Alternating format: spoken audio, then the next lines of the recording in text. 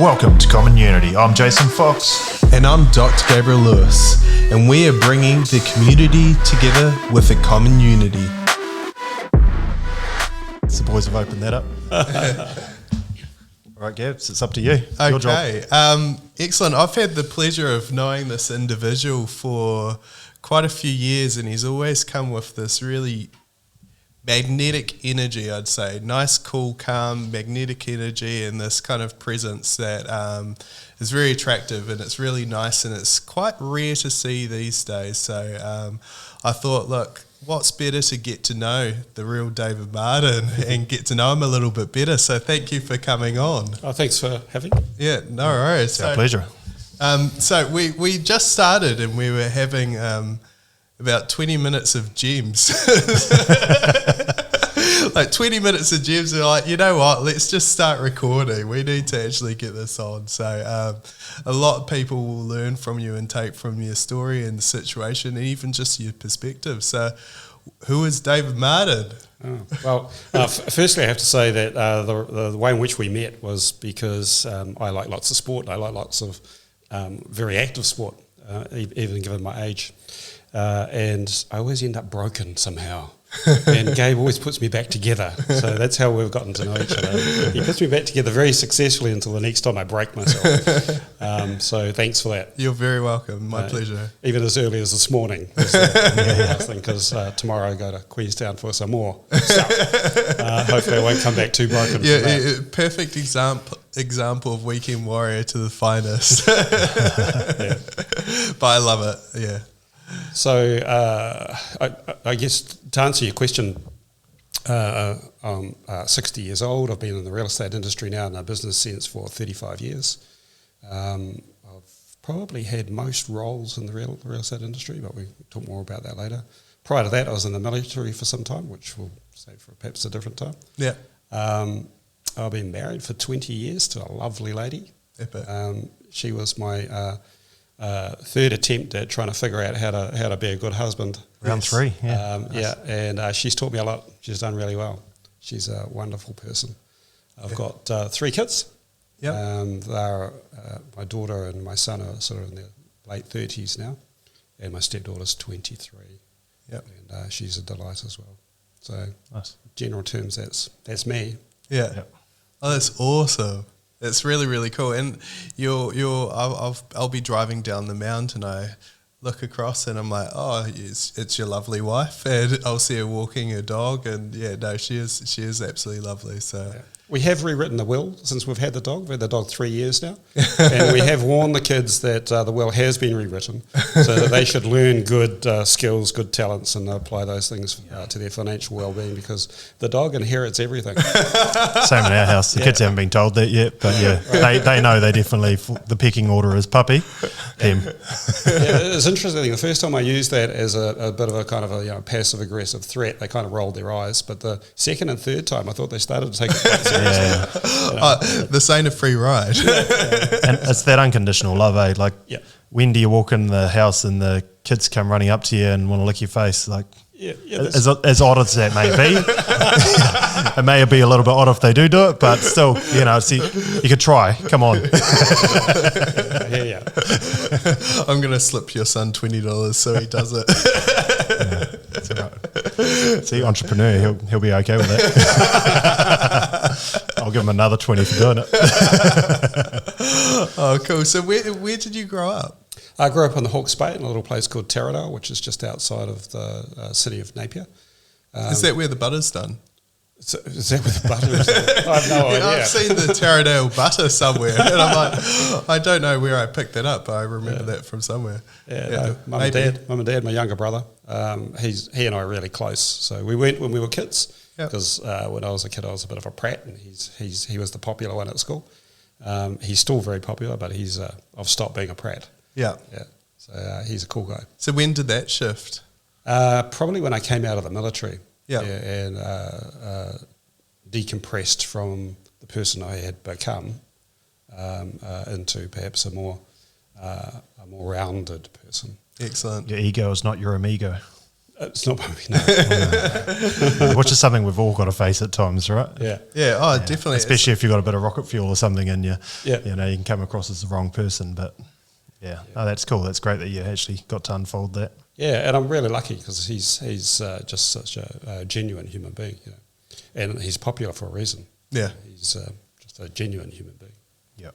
And that's what a lot of the previous podcasts, like, they've all been very successful because they've believed in themselves and they've been straight up genuine. It's not a sales pitch. It's just they're there to help and kind of provide a service and just do it as well as they possibly can. And it is naturally relates. Well, I can tell you're genuine or else you wouldn't be here. So, excellent. And as I mentioned off camera, I've listened to all your podcasts out. I think it's really cool what you're doing, what you're trying to do for the community and the opportunities that opens. To be able to give people a space or a place to be able to think about not just where they may be at right now, but, you know, open the potential to where they could possibly go in the future. Yes. Because as you said, Jason, you know, you're not the same person today that you were 10 minutes ago, let alone a year ago or 10 years ago. And I think for a lot of people, they do tend to get stuck in thinking, this is my lot. Yes. And this is just how I am.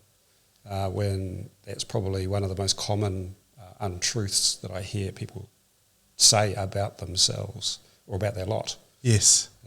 Because it's not the truth. It's not. It's just part of your story, but it's not where the full stop ends. Yeah.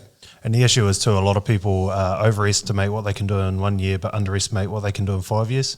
So they might be on part of that journey and they get to the 1 year line and they go, oh, I'm a failure. I'm going to give up. Yep. But, you know, it's like that hockey stick growth. It's just you're getting started and then off you go, whether it's your sales career or whatever it might be. You know, you've got salespeople in your business.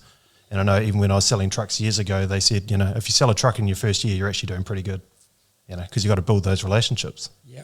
You know, but it's pretty hard to go around for a year and not sell anything as well. You know? Yeah, especially if your peers are selling consistently or regularly. Yeah. Or But it's time in the market, isn't it? You've got to build yourself and your relationships and contact, everything. Everything there. Yeah. And I think that's an interesting thing that you bring up there too, particularly with this, without dating myself, with people today or this generation of people today, is because everything that they've touched since they were born is around instant gratification, you know, instant feedback, instant results, without understanding that things have seasons. You know, if you talk to a farmer, you know, they won't talk about the day of the week or the week of the month. They talk in seasons and they talk in years. And I think that one concept is one of the things I notice is particularly common with self-made people, is they do think, you know, they're happy to roll their sleeves up in the moment and get stuck in the moment, but their vision about their future is clear enough that that's what keeps them getting out of bed in the morning on days when they just don't friggin' feel like it. Yes. You know, because there's a bigger picture, there's a bigger goal and a bigger purpose. And often that purpose isn't even about them, it's about something they want to do for others. Yes. And that's what pulls them out of bed. Yes. But I think if you get conditioned to having instant success, and that's the only next place from there, if you don't get that success, is a massive feeling of loss. Yes. Yeah. And that's that feeling of, oh, I should be feeling like this, but I don't, even because it's been too quick. Yep. As well, that process, because you don't actually, it's not about the process, it's about the end goal. Yeah. Whereas you need it to be about the process and not about the end goal, because if it's about the end goal and you get there and you're not feeling the way how you think you will feel, which you never will, and this is with high level athletes as well, where they go away and I want to become this kind of athlete, and then they don't achieve that goal, or they achieve that but didn't fill that void of why. And you've got to shift it to the process, not how you'll feel in the end. It's an interesting thing, isn't it? You know, when you unpack failure and you unpack contentment and you unpack success, whatever that is, they all have different patterns. But also what you're talking about there is another thing in psychology, they call it the imposter syndrome. In other words, you are successful, but you don't feel successful. Yes. You know, others give you lots of recognition and stuff, and you smile sweetly, or you deny it, you know, you kind of flip it off, or you feel somehow like one day you're going to get found out. Yes. You know, and so that kind of underlying guilt kind of erodes the next thing that they attempt. Yes. And that's amplified thanks to social media, right? Yeah. Because you open your phone and you see your mate hopping on a private jet and you're like, oh man, I'll never get to ride on a private jet. And they're flying weekly, whatever it may be. So you'll compare yourself against that. And I'm guilty of that because I've got those mates. And it's like, man, how'd you get there? You know, there's so much. But I'm still doing okay. You know, I think comparisons are useful if people find it inspiring. Inspiring, yes. But I agree with what you're both saying. I think that unuseful comparisons is commonly one of the underlying reasons for people to feel worthless. Yeah, not worthy. Yeah, and when you're feeling got that kind of energy, it's very hard for you to reach the goal that you want to achieve anyway. So then you're like, see, this is what I always knew. I knew I was right, but it's because they didn't actually pitch to themselves or believe it to kind of achieve it. And that kind of links into another thing called approach avoidance, where people start to approach this ideal of success, whatever that means for them, or achieving a goal or something, and then they start engaging in self-sabotaging behaviour. Yes. So it might typically show up as they become snappy, or they're late for meetings, or they don't show up, or they do something that's out of character that befuddles the relationships around them. Yes. And it's kind of they're hitting the very limit of their acceptable self-image. Yes. And unless they can either come to terms with it themselves, or they can find you guys or somebody else who can help them work through that, then often they will peak early but not actually peak. At their peak, at them where they should. Yeah, and then they return back to their norm.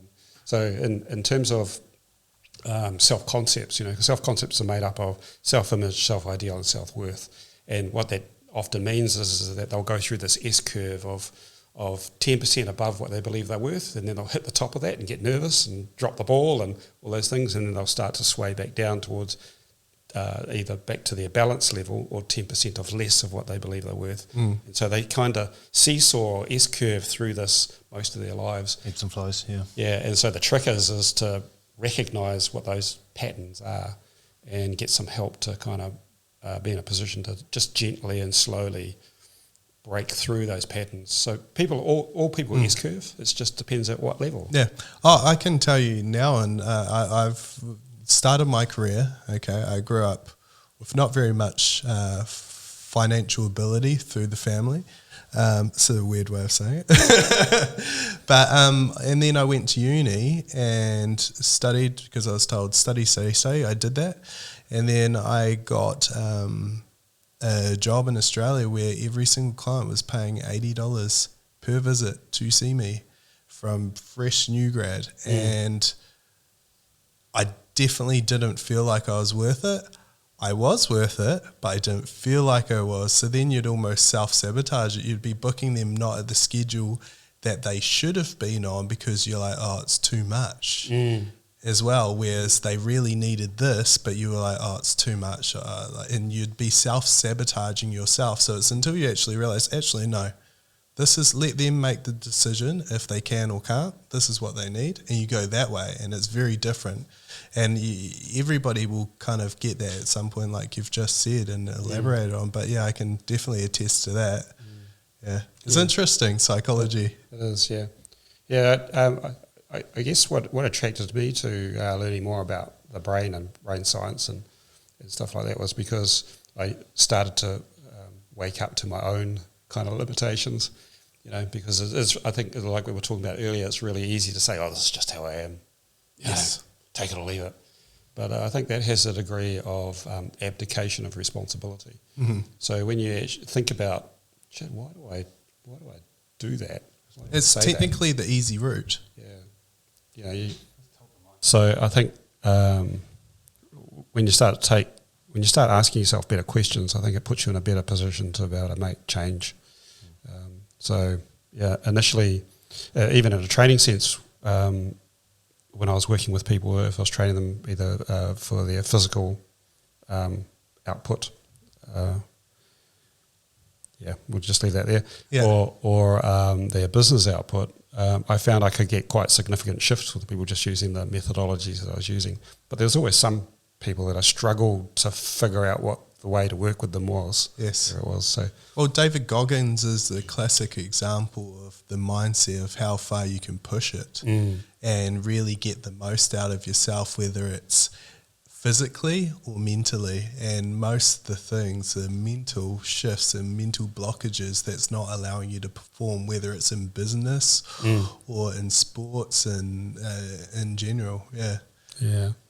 Yeah, he's a one of a kind though, David Goggins. Yeah, but he's a great lesson. Like, he's the extreme amplification of the thought process though. But if you use like 5% of his mindset, your output would be huge. Yeah, huge. I've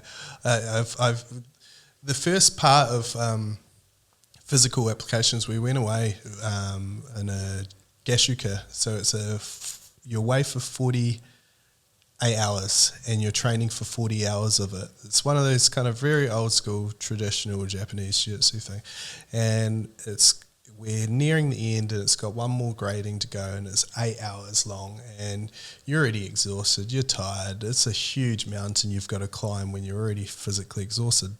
But right before that, 1 year, well, I've done it multiple years, but 1 year they had this mindset amplification. And it was about getting you into the space of realizing how powerful your mind is. So it was really, really interesting example. So they had 6 guys, okay, and 1 guy lying down on the ground. And they did an exercise with the guys standing around. Hey, pick up the guy. And didn't do anything. So real awkward, real difficult. People were dropping and everything. And they finally picked him up and he was all floppy. Okay, so now they did a mindset amplification with the guy lying on the ground. Okay, you've just ingested a liquid, okay? Oh, that liquid is a metal. Don't worry, it's not going to hurt you, but it's going to go throughout your body. You can feel it going through your body. Every single vein and artery in your body, it's now exploding through you, okay? You cannot be moved. Okay. Now, then they did an example with regards to the guy standing up. Oh, this is a guy here. Don't worry. He's light as a feather. He's so light as a feather. This is a simplified version. He's so light as a feather. You're going to just use your pinkies. Okay. Now, it's not hypnotizing or anything like that. It's just getting you into a nice, deep meditative state. And when the guys did it, it was effortless. And now I did both sides of it. Did the one where I was lying on the ground, and I'm not joking you, a bodybuilder could have tried to move my arm. He wasn't moving it. I was rock solid. It's just, but those little things where it shows the power of the mind and the limitations and you kind of going through, and even still I go on a run and if I really go, actually I'm going to do this, and I'll go do it. You know, it's quite interesting. Yeah, it's cool. Yeah, that's cool. Yeah, that's cool. Good story. Yeah, it's just one of those things that just kind of took me there. The power of the mind. I was like, actually, off on a tangent, Gabs. Yeah, but do you find that with business a lot? Most of the stuff with you're doing in your coaching in business is really you're working on the individual mindset of their limitations. Yeah. I guess they fall into different bundles because there's obviously a technical aspect of that, whatever that might be, whether it's legal or financial or tactical or strategic. But then it's about the people who have to apply those things. And the model I use with them is either above the line or below the line. So anything above the line could be feeling good, feeling happy, feeling abundant, feeling confident, feeling joyful, feeling whatever it is. Anything below the line could be, I don't care, you can't make me, shouldn't have to, it's not my responsibility, apathy. Yeah. So it's kind of like if we're all capable of some of those states, then so are the people around us.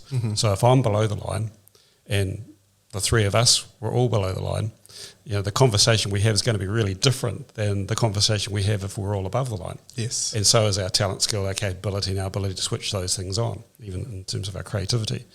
And if you're in an audience where you've got mixed, where I'm above the line and the client or the audience is below the line, then it's my responsibility to help them to become resourceful Does that make sense? And to become above the line? Above the line, yes. Yeah. So we work a lot with both our leaders group to teach them how to do that with the people who report to them, with our salespeople to teach them how to do that with their customers, because the business that we're in can be very stressful for a customer. Yes. There are 26 common reasons why people move house, and some of them are unpleasant. They're forced to sell, for example, or a relationship breakup. So they're already going through a bunch of things themselves. So our responsibility to them in that respect is to make sure we don't add to that stress, that we can remain resourceful and resilient ourselves so that we can help them through the thing that they're going through in as stress-free a way as possible. Yes. It's not just about the sale price, it's about the people. Yes. And that's how it should be. Yeah, that's how it should be. So the answer is yes, we do a lot of that. One of the things I don't think I mentioned yet is I've got a master's in neurolinguistics.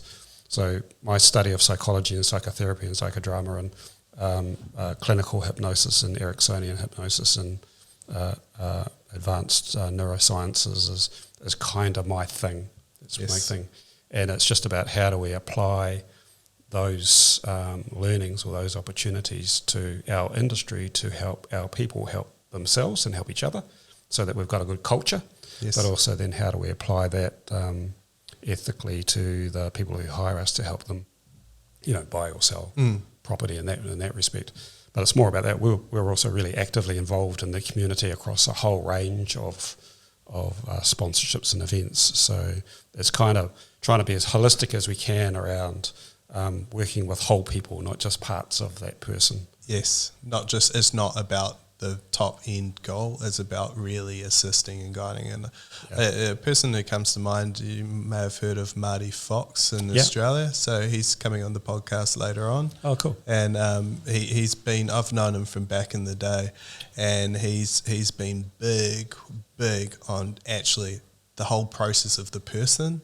And indirectly by doing that, obviously you sell it at a top dollar. You want to do the best for the person in your team. So, he's impressive. Good stuff. Yeah, good stuff. Even little stuff like he only takes phone calls over voice calls, face calls, FaceTime. Okay. He said he FaceTimes everyone if they hang up or say, "Oh, did you pocket dial me?" He goes, "No, pick up," and rings him again. Yeah, because then he can see emotion and he can read the person while he's on the FaceTime rather than just a phone call where we all hide. And people actually hide behind text messages and emails now too. Yeah, very much. It's actually hard to get someone on a phone call. Yeah. So to get him on a FaceTime, he's doing pretty well. Yeah. But he's got some cool points. He does. Yeah. So that'll be interesting. So what? Again, like Gab said, I like the process. So obviously, you went out of school. Sounds like you served for our nation for a period, and then you came back and did that degree. Did you? No, it actually wasn't as smooth as that. It was pretty clunky, really. So I came out. My intention was to come out of the service and go into the police. I'd been accepted into the police force, but there was quite a gap between the training starting and where I currently was. And I'm not good at sitting around doing nothing, so I got bored quite quickly. Yep. So I did quite a lot of community work trying to get my head out of being a military person more into being a civilian, and also did my real estate papers just because it kept my brain busy, and then started selling real estate. Realised that I was crap at it because I still had my soldier's hat on. So that transition was actually quite challenging, quite hard, and confronting, to be fair. Yes. But once I got my head around it and realised this was a happier place to be than perhaps what I'd been doing, and perhaps more happier than what I was going to go into. Mm-hmm. I really respect what our police do. I think they've got a tremendously difficult job, but I just looked at myself and thought, I know the kind of person I am in this moment. Who am I going to become if I go in that direction? Yes. And I wasn't sure whether that was an outcome I wanted. Well, it's good to have that kind of self-awareness of having that kind of third person where you're down and looking, okay, it could go this way, or I know it could go that way, and just having that realisation. Oh, don't get me wrong, I've made plenty of mistakes. Yeah. But you have that realisation by making the mistakes and understanding yourself, though. So anyway, once I got kind of wrapped my head around what I was doing in a service industry, and then realising I didn't really know what I was doing, I went and started looking at people who seemed to be quite successful at it. So that was quite hard to do sort of 35 years ago, because the level of the bar was quite different from what the level of the bar is today. Mm-hmm. And the way in which the legislation worked and the level of professionalism, dare I say it, was also very different. Mm-hmm. And so coming out of the military where everything's kind of clockwork, and detailed and systematic, into an industry that's appeared to be very random, was also one of the struggles. So what I did was found people who were being very good at it. And the common thread with those people wasn't just that they were good salespeople. In fact, many of them, in hindsight, I look back and go, perhaps they weren't, but what they were was good people.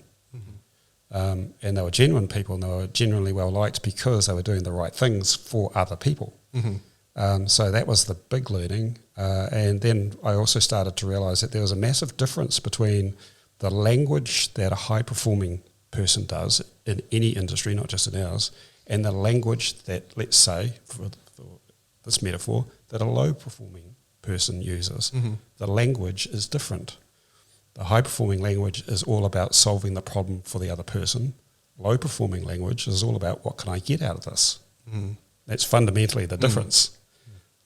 So that, for me, was like a light switch. So then I started modelling those behaviours in terms of trying to, because I'm quite analytical, so I started checklisting everything. That was an initial thing. Mm-hmm. And then getting involved with, to be fair, that sort of created some level of success, which attracts attention, which creates more inquiry and stuff. And then ended up, as a byproduct, being offered a training role in an organisation, and that business went from being quite successful to being very successful. And I think the difference was we were recruiting different kinds of people to start with. Yes. And we weren't teaching them anything around selling. We were teaching them around communication. We were teaching them around customer care and ethics and service. And that in and of itself, when you have a large number of people behaving that way, it's a massive magnet. And so that's kind of been the core of it. And that sort of led me to realising that I needed to get better. So then I started learning, psychology, psychotherapy, and did my NLP practitioners, and then later on my masters. And that's probably been the biggest gift I've received, because it's helped me as an individual, but it's also enabled me to help more and more other people, which is really what my gig is trying to help others. Grow other people. Yeah. Becoming the best version. Yeah. It's an interesting one, isn't it? Because any commission-based role is actually a very hard role to be in. So you're employing people. Generally, they think, uncapped earning potential, this is what I'm going to go into. But then they got 6 months of no income. So they want to grab a sale to sell it because they need to put food on the plate. So they're desperate for the end product, which is the sale. Yeah. So they burn their client in the process rather than being there. Like if they were salaried to a certain degree and they just went around like a rental manager or something, and they tick off some tasks and they do certain parts in the role, it's probably easier to be in that frame of mind. Yeah, and in terms, I don't disagree with you, and I think that in terms of resilience, one of the cornerstones that we encourage people to look at a lot is what does it mean to be composed? It's all very well, kind of being at ease and at peace when the sun's shining, but if the wheels fall off, if you've got that financial pressure, if things go wrong, or you get yelled at or screamed at by a client. What kind of things do you need to have already inside of yourself to be composed in those moments? Because the metaphor I use with them is either you're really composed or you're exposed. And if you're exposed, then that means you're not going to be at your best because you can't, because you're below the line. And if you're below the line, you're not doing the right thing for them either. Yeah. Okay. Yeah. That's a really, really good composed or exposed. Very easy. Powerful message. Yeah. It's a new one too. Yeah. We'll coin that one David for you. Martin. We're getting lots of quotation parts on this, so I really enjoy it. Yeah, no, I appreciate that. That's good. Yeah. It's one of those, like, I think a lot of people will take a lot from this and just actually be able to apply it to everyday life. Yeah. Because it is everyday life. It is Because everyday life. it's not business, it's just everyday life where you can use these points of perspective to grow. Yeah. That's really cool. Yeah, I personally think all of this stuff should be a massive part of our school curriculum, and it doesn't appear to be. I agree. So you look at children going through school, and no disrespect to teachers, because I think they do a wonderful job and have a very challenging job, particularly in today's kind of woke environment. So their hands are tied to a degree, but are we really preparing our kids for tomorrow? No. Not in school. I went to an all boys school. Okay, I went to an all boys school, and I got a scholarship to another school, private school, and I chose not to take it halfway through because I loved the school that we went to. Now, in one lunchtime, we had big glove boxing. Anybody could go in there if they wanted to. They didn't have to. We did it. Now you couldn't do it. Like, if you wanted to, go get some steam out, get the boys who got a thing. And guess what it did? It built a brotherhood. It built a community. People weren't fighting and getting grumpy. They were like, whoa, mate, I didn't realize you were as tough as what you were. And those little things where you get, like, I remember I went up against Daniel Fido. He's a big, tall guy, and he happened to be the New Zealand boxing champ at the time. and it was just fun. And then it was just that mutual express. I didn't realise you were so tough, Gabs. It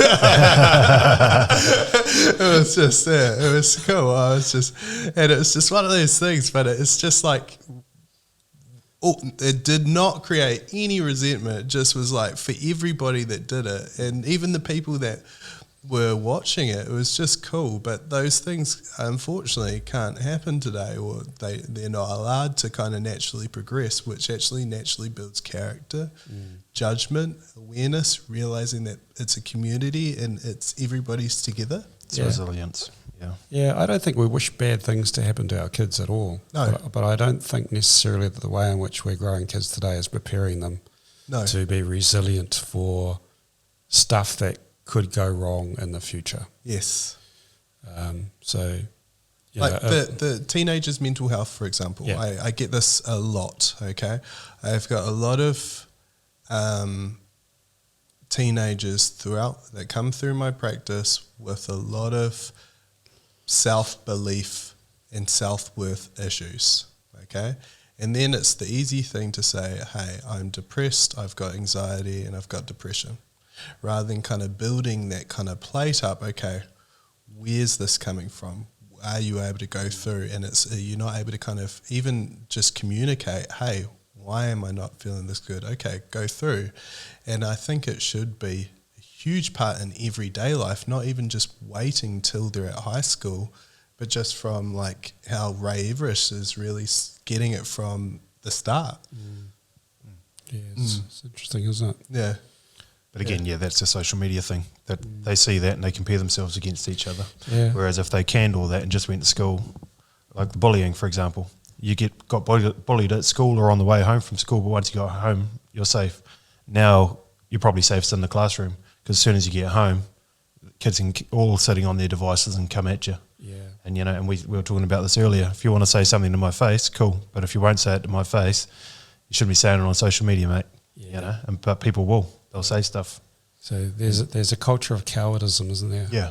In that respect, in terms of that sort of bullying. Not prepared to get punched in the face by a big oversized glove. So they reserve the right to speak their mind, but then they, like you say, they won't do it to another person's face. They'll hide behind a device. Yes. Yeah. I had a comment the other day where I did a post on social media about the tall poppy issue and people just coming at people, and someone came back to me and said, oh, well, if people put it on social media, then they should be open to any kind of criticism or comments. And I was like, and that was where it came back to, well, come say it to my, it wasn't at me, but, if something was at me, come say it to my face, because I assure you I'll be a lot shorter with you in real life than it would be over social media. I'm a lot more polite to people, So he was imposing his rule on the rest of the world. Yeah. Interesting. But think about it like this. If you ever, I never go on anything, even I don't ever say anything bad, because guess what? I'm just bringing myself down by saying it. You never feel good.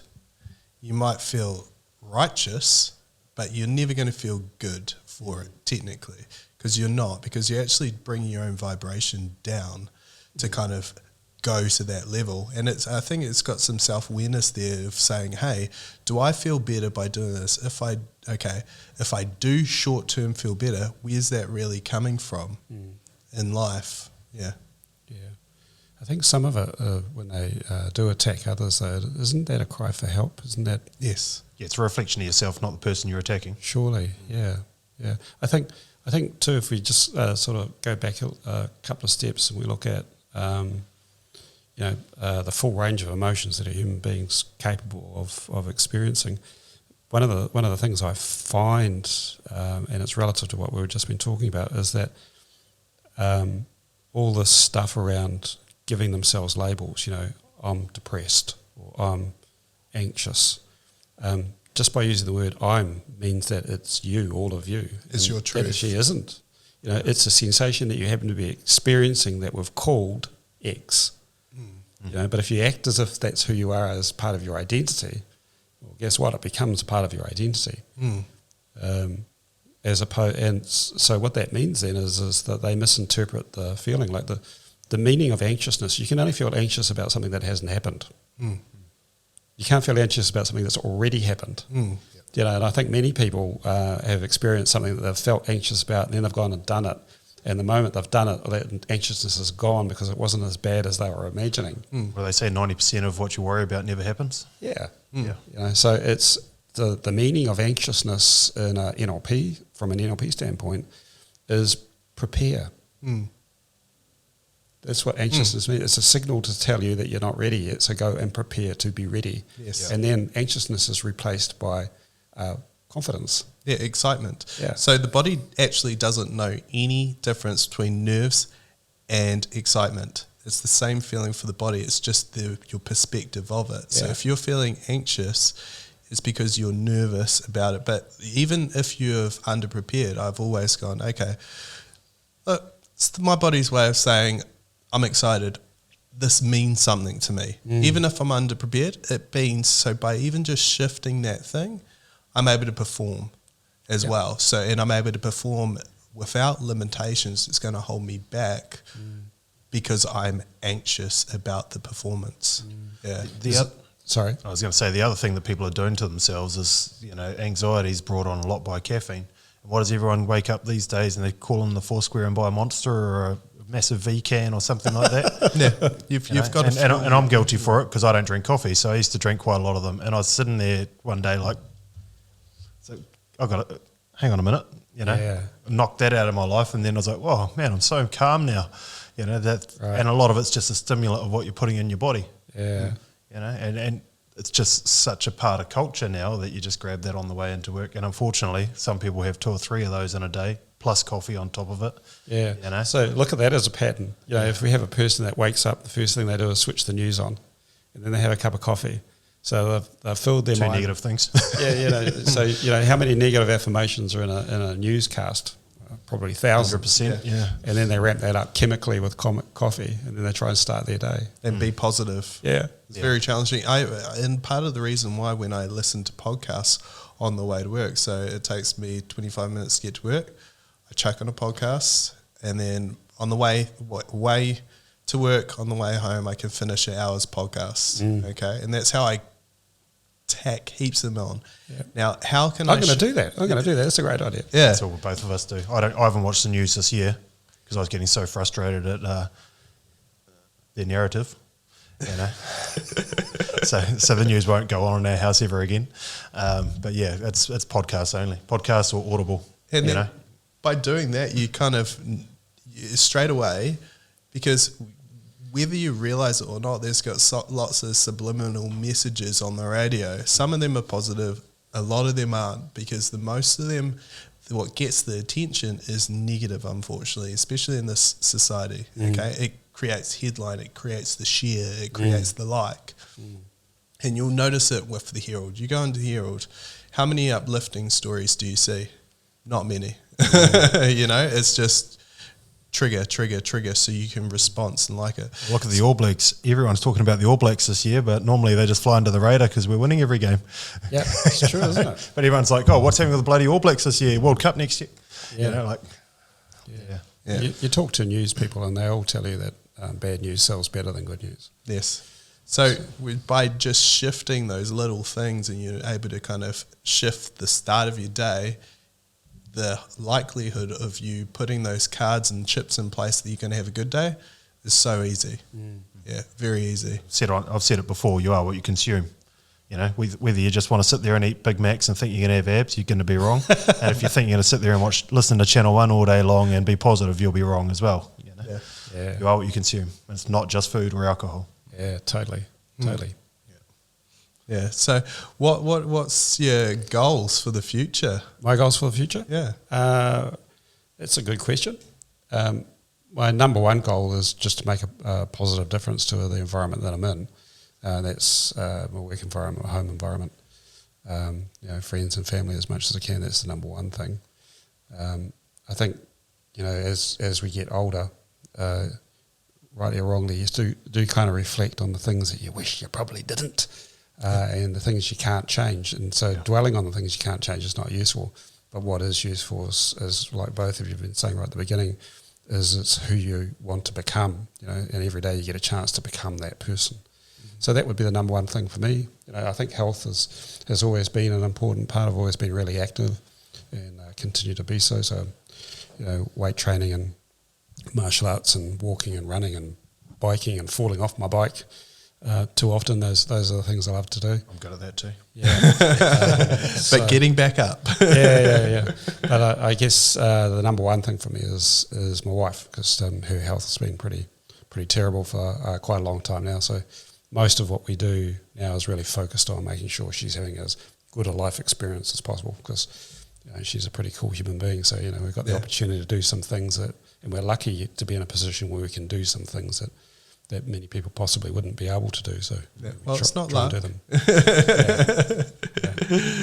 Yeah. So that's kind of me. Yeah. Oh, that's cool. So we haven't even told anyone what your role is or who you work for on this podcast yet. Yeah. So you did your degree. Oh, your master's, wasn't it? So from there, when did you end up with your current company? So all of those things kind of happened across time. But I've been with the current company now for 10 years. So I'm the Chief Operating Officer for that company.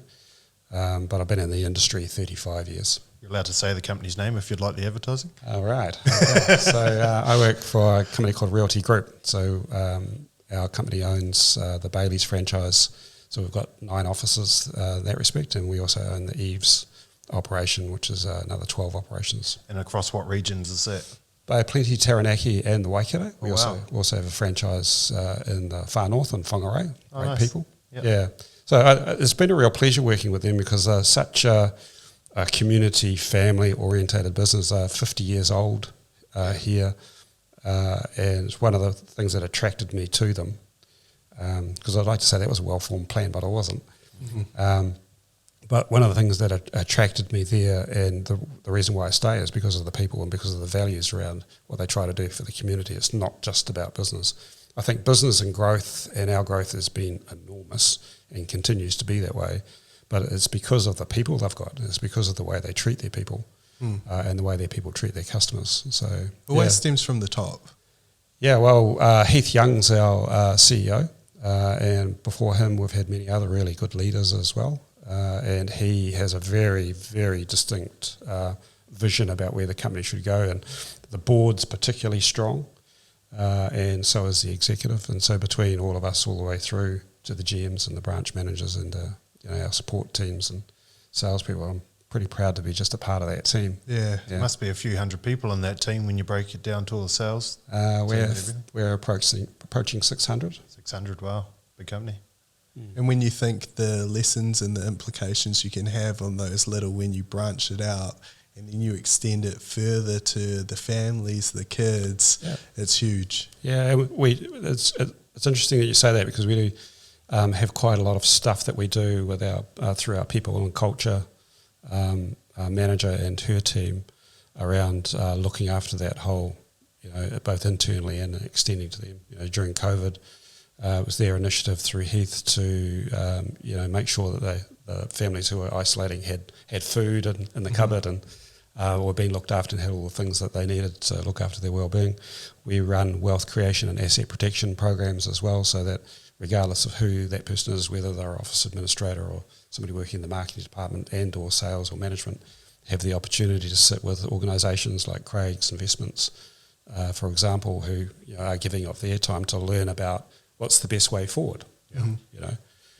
So there's lots of stuff that we do that people probably don't realise. A lot of people look at everyone and go, how'd you get so wealthy, or how'd you get so successful? And I don't care whether you earn $1 a week or $1 million a week. If you spend $1 million on one, you'll still have nothing at the end of the week, right? So it's that actually understanding your investments, whether it be through shares, property, crypto, even though that's a wild roller coaster, there's options out there that people need to understand. Because as our old mate Warren Buffett says, until you learn how to earn money while you're sleeping, you'll work till the day you die. Yeah. So that's awesome that you're doing that for your team. And my wife, she's with Generate KiwiSave, so we live and breathe investment and stuff like that. And that's what she's so passionate about her job, because so many people don't know where the KiwiSaver is, where it's invested, what kind of fund they're in. They don't know anything. They don't know how much they're putting in, whether it's 3%, 6%, 8, 10. They don't realise that you can put in after 65. There's so many things that people, what should be common knowledge, because everyone in NZ should basically have that product, but no one still understands it. So to do that for your team is huge. It's awesome. Yeah, and not all that comes from me. I mean, like I say, we're fortunate we've got such a talented team. So a lot of those ideas and thoughts come from them, not from me.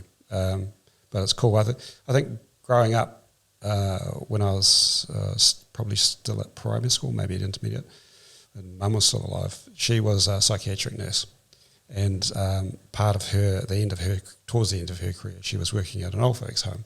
Mm-hmm. And so after school, I'd go there and I'd help Mum, follow Mum around to the wards and, talk to the elderly people and stuff like that. And I just found that, cool. I thought it was, as a kid, I thought that was cool, helping Mum and helping them. But you'd get to know some of these men and women, who were in their late 80s, and most of them didn't have very good health at that point because of the ward she was working in. But what struck me was the number of them. There was two groups, really.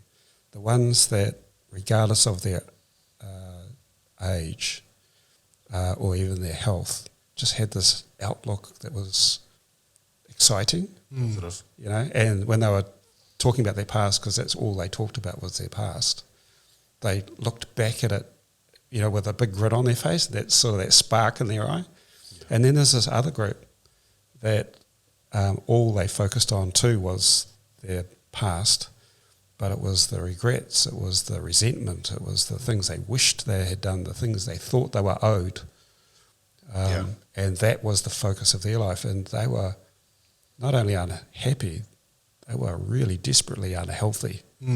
Even just the complexion, but even I didn't know what the words were, but as a child you could pick see it up. The difference. You could feel the difference. It's not coming from a place of gratitude, right?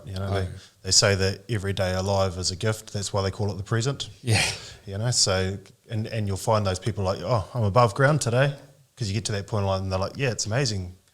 My daughter's coming to see me next week. I'm looking forward to that, or just looking forward to the next milestone. And you can't change the past, as we've said. We've all done something bad. We were talking about that with a certain member of parliament earlier. Like, we've all probably done stuff in our 20s we're not proud of. To dig it up now, mate, not to say he hasn't learnt from that mistake. Maybe that's the best lesson that person had. I've never actually spoken to him. I've seen him walk around here, but maybe that's the best lesson that he's had, to ensure that nothing like that ever happens, and he understands why that was wrong, and and he'll come from a place of wanting to fix and growth. Yeah, growth, and it's interesting that you touched on that. I've got this one client, Jan. Okay, she, for years, I've seen her I started seeing her when she was 79. Okay, for the past 7 years, I've seen her, and she's had the coolest outlook on life. She's full of energy. Her health might be failing a little bit, but she's always going out, going for walks and focusing on what she can do and not what she's lost. And she even, she's of the age where her friends' health are failing or they're passing, and she's just focusing and celebrating their life and their journey. But she's also got, I'm sure she won't mind me saying it, but she's got a brain tumor at the moment, and it's really affecting her health, but her outlook on it is still amazing. Not going, poor me, just going, man, and she's like, I'm gonna beat this thing, and just the outlook, and we're just gonna do it, and I'm just gonna make the most of it, of her time, and it's just cool. It's cool to kind of see the difference and the implications that it has on her health. Like it's super interesting. She is 86, and I'm having to use the handbrake on my Kia. She's like, just give it to me, Gabs. Give it to me, Dr. Gabs. I'm like, no, Jan, I'm not going to do that. I'm sure you got a few clients to say that to you, mate. Young fit man like yourself. Oh, it's so funny. She's just she's full of life. Like she baked me. This was years ago. Just really got she wrote this cheekiness that's kind of not said so much. So she baked me some brownies. She's like, here's some brownies for my favourite brownie. Just cool. But she's definitely flirting with you. But she definitely is. She knows it. Don't worry, I flip back. So no, it's just cool. But that energy is it translates, and it shows in your health and the experience, the perspective, and the people that you touch. It's cool that you touched on that and noticed it from a young age. Yeah, I've been very lucky. Yeah. No, very, very cool. So we've got some stuff that we kind of like to touch on, okay? So sure. We've got this thing where we always kind of like to ask, is there any advice you'd give your younger self? Yeah, great question. It would be, actually, it's quite a list, really. So it would be to keep learning. Yep. Keep learning. Keep an open mind. Stop being harsh in your own self-judgments. Listen to your elders, because I've been through all this shit before. And so there's some shortcuts that they can teach you, so you don't have to go through the same shit yourself. You can learn from others, not mistakes, yep. Yeah. It would be to learn about how to deal with money and handle money earlier, because money ain't everything. But, geez, in my earlier days, I definitely knew how to lose it and burn it. And then make sure you're in a position to be able to take all of that stuff and pass it on. That really, for me, if a purpose in life moved very dramatically from being all about me to being all about others, and that's been a real gift. So that would be just a few things, I think. They're all super impactful and super like boom, and they're all ones that I can resonate with as well. At some point I've kind of learned along. At the moment it's the financial literacy as well, because I do feel like it's not talked about enough, and even understanding it and really, really truly understanding it. Yeah, and that's another thing that's not taught at school. So if they don't learn it then, and they and their parents may or may not have the ability to pass it on, well, where are they going to learn that? Yeah, no, so that's been like my wife and I shifting so many different patterns and really changing things and going through that our kids aren't kind of making the same mistakes that we may have done all throughout. And yeah, I've got some contacts for you in that respect. Oh, excellent. Excellent. Yeah, that's been huge for us. And I really love that continue learning, because I think I was even guilty of it until I probably got close to 30 I've done school, and even at school I didn't try. I did nothing at school. I was been there to ride my bike and eat my lunch. You know, okay, I'm done with learning. Now I'm going to go and live my life, forgetting that you learn every day. But, you know, this is where, again, these podcasts and the ebooks and stuff like that come and really successful and make, you know, I know probably our guest next Friday, that's going to be a big part of his conversation too, is just read heaps of books. Just read and read and read and read. Yeah. You know? And I find that what you start to study after you leave school too, you actually enjoy it. Yeah. Because it's not forced upon you. So you start studying topics of something that you have some kind of passion or interest in. Yeah. And then it just builds and builds and builds from there, where you actually start having a thirst for, okay, when I'm going to listen to the next podcast or start the next book or whatever it might be. And, you know, but I'm late in life to learn that even for myself. Yeah, you're doing it though. Yeah. You're doing. I think one of the hardest parts of my life was after my separation. And and pretty much had nothing really at all. So I was sleeping on a flat, 1 bedroom, got a council kind of flattish, sleeping on the floor, had no furniture. But what I had was 5 books, and just read them and read them and read them and read them. And they were, like Anthony Robbins, and they were Gerber, and they were, the self-promotion, self-development, stuff, and there's a couple of parenting books because I realised that I was a crap at that as well. Yeah. And then from that, any money that I got, just started using it to buy more books. And now in my library, I've probably got 600 or 700 self-development books of some kind. Yep. And most of them have got, turned over pages and they're scribbled all over. Yeah. Because that's learning. Yeah, because especially back then when you've got no money and you've got nothing else and your self-esteem's at your lowest, well, you've got to feed your mind with something, because if you don't pick what you're feeding it with, other people are going to feed it for you. Yes. That might not necessarily be what you want. Yeah. And at that time and in that place, which was a fairly dark place for easy. me, the only people around me probably weren't the people I really should have taken advice from. Yeah. So if you were looking back at yourself then and you see yourself now, would you be giving yourself a pat on the back?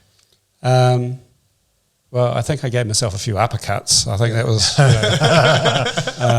so I'm happier with the person I am today. Excellent. But I'm looking forward to the person I've got a picture of being tomorrow. Yes. Sometimes, to be fair, I'm embarrassed by the person I was. Yep. That's normal. Yeah. That's normal, but that's about those potholes. No road straight. You can hit a pothole, you can know it's there, and shift it, navigate it, work around it. And this is what we were getting at is before, like, we're not the same as what we were 10 minutes ago, let alone 20 years ago. If you compare me to 5 years ago and 10 years ago, it's not even the same person. Like, who is that person? And if you don't have that continual self-development, it's like, okay, what age am I meant to actually pin myself? This is me. Like, it's not. Like, it's continually changing. This is why I love about Jan as well. Yeah. She's just constantly changing. She's constantly got this vision, rather than being like, this is the getting nearer the end of my life. She's like, I'm living it to my fullest. Yeah. Well, I've got another ulterior motive, of course, and that is because as I'm getting older, my wife's starting to look at younger blokes. So the pressure is on me to, keep being fit. And you're a handsome Māori bloke, mate.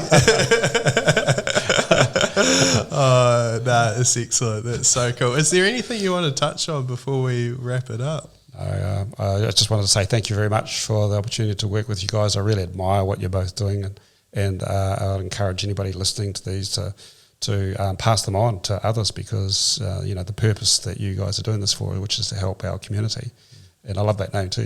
The community. Community. Yep. Yeah. I think it's pretty cool. So thank you very much. Yeah, I appreciate that. Well, make sure you send it around all your staff so that they learn from your lessons.